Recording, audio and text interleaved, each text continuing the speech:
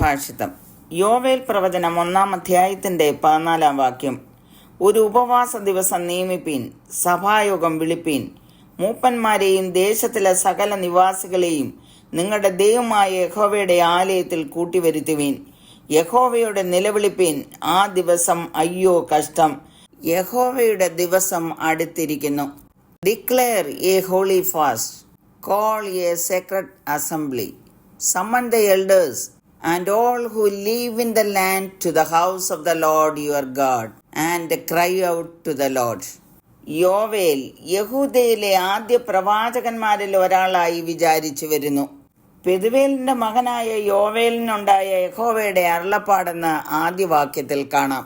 അതിലുപരി അധികമൊന്നും തിരുവചനത്തിൽ യോവേൽ പ്രവാചക പുസ്തകത്തെക്കുറിച്ച് തെളിവില്ല. ഈ ഗ്രന്ഥത്തിൽ ഇസ്രായേൽ രാജാക്കന്മാരെക്കുറിച്ചോ യഹൂദ രാജാക്കന്മാരെക്കുറിച്ചോ ഇതര രാജാക്കന്മാരെയോ സംബന്ധിച്ചുള്ള സൂചനകളൊന്നും നൽകിയിട്ടില്ല. ഒരു വെട്ടുക്കിളി ബാധ, ക്ഷാമം ഇവയുടെ കെടുതികൾ വിവരിച്ചുകൊണ്ട് പരിഹാരത്തിനായി ദൈവത്തിലേക്ക് തിരിയുവാനുള്ള ആഹ്വാനമായിട്ടാണ് പുസ്തകം ആരംഭിക്കുന്നത്. നാം വായിച്ച വാക്യത്തിൽ മാനസാന്തരത്തിലേക്കുള്ള ഒരു ആഹ്വാനമാണ് പ്രവാചകൻ ജനങ്ങൾക്ക് നൽകുന്നത്. അത് എങ്ങനെ ചെയ്യണമെന്ന് നാം വായിച്ച വാക്യത്തിൽ വിവരിച്ചിരിക്കുന്നു. ഒരു ഉപവാസ ദിവസം നിയമിക്കുക. ദൈവമായി ശരിയായ ഒരു ബന്ധം സ്ഥാപിക്കുവാൻ ഒരുമ്പെടുമ്പോൾ ഭക്ഷണത്തിന് പോലും പ്രാധാന്യം അർഹിക്കുന്നില്ല. പഴയ നിയമത്തിലും പുതിയ നിയമത്തിലും ദൈവവുമായി അടുത്ത ബന്ധം വളർത്തിയെടുക്കുന്നതിനുള്ള ശക്തമായ ഒരു മാർഗമെന്ന നിലയിൽ ഉപവാസത്തിന് നീണ്ട ചരിത്രമുണ്ട്. നമ്മുടെ ഹൃദയവും ശ്രദ്ധയും ദൈവത്തിൽ കേന്ദ്രീകരിക്കുന്നതിനും ദൈവത്തോട് കൂടുതൽ അടുക്കുന്നതിനും നമ്മെ തന്നെ കണ്ടുണർന്ന് നമ്മുടെ പാപങ്ങൾ ഏറ്റുപറഞ്ഞ് അനുതാപത്തോടെ ദൈവത്തിന്റെ അടുക്കിലേക്ക് കടന്നു ചെല്ലുന്നതിൽ ഉപവാസത്തിന്റെ പങ്ക് വളരെയധികമാകുന്നു. നാം വായിച്ച വാക്യത്തിൽ സഭായോഗം വിളിപ്പീൻ, മൂപ്പന്മാരെയും ദേശത്തിലെ സകല നിവാസികളെയും നിങ്ങളുടെ ദൈവമായ യഹോവയുടെ ആലയത്തിൽ കൂട്ടിവരുത്തുവീൻ എന്നെഴുതിയിരിക്കുന്നു. തന്നെയുമല്ല, അനുതപിച്ച് ദൈവത്തോട് നിലവിളിക്കണം. വെട്ടുക്കിളി ദേശം നശിപ്പിച്ചത് ഒരു ന്യായവിധിയായി കണക്കാക്കുന്നു. അതിലും വലിയ ഒരു ന്യായവിധിയെ ഇവിടെ പ്രവാചകൻ ചൂണ്ടിക്കാണിക്കുന്നു. അതാണ് യഹോവയുടെ ദിവസം.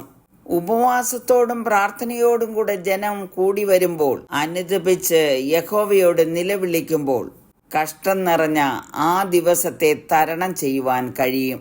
ജീവിതത്തിന്റെ ഏത് പ്രതികൂല അവസ്ഥയും തരണം ചെയ്യുവാൻ ഉപവാസവും പ്രാർത്ഥനയും നിർണായക പങ്ക് വഹിക്കുന്നു എന്ന് മോശയുടെയും ദാവീദിന്റെയും എസ്തേറിന്റെയും ഒക്കെ ജീവിതത്തിൽ നിന്ന് നമുക്ക് പഠിക്കുവാൻ കഴിയും. യേശു കർത്താവ് 40 ദിവസം ഉപവസിച്ചതായി വചനം പറയുന്നു. മത്തായി 6:16 മുതൽ 18 വരെയുള്ള വാക്യങ്ങളിൽ കർത്താവ് ശിഷ്യന്മാരെ എങ്ങനെയാണ് ഉപവസിക്കേണ്ടത് എന്ന് പഠിപ്പിച്ചു കൊടുത്തു. ഫനുവേലിന്റെ മകളായിരുന്ന ഹന്ന പ്രവാചകി ദേവാലയം വിട്ടുപിരിയാതെ ഉപവാസത്തോടും പ്രാർത്ഥനയോടും കൂടെ രാവും പകലും ആരാധന കഴിച്ചു പോരുന്നു എന്ന് ലൂക്കോസ് 2:37 എഴുതിയിരിക്കുന്നു. ആദിമസഭ ഉപവാസത്തിന് ധാരാളം പ്രാധാന്യം കൊടുത്തിരുന്നു.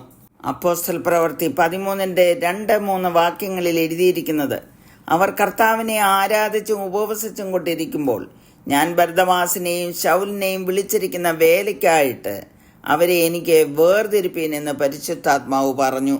അങ്ങനെ അവർ ഉപവസിച്ചും പ്രാർത്ഥിച്ചും അവരുടെ മേൽ കൈവച്ചും അവരെ പറഞ്ഞയച്ചു.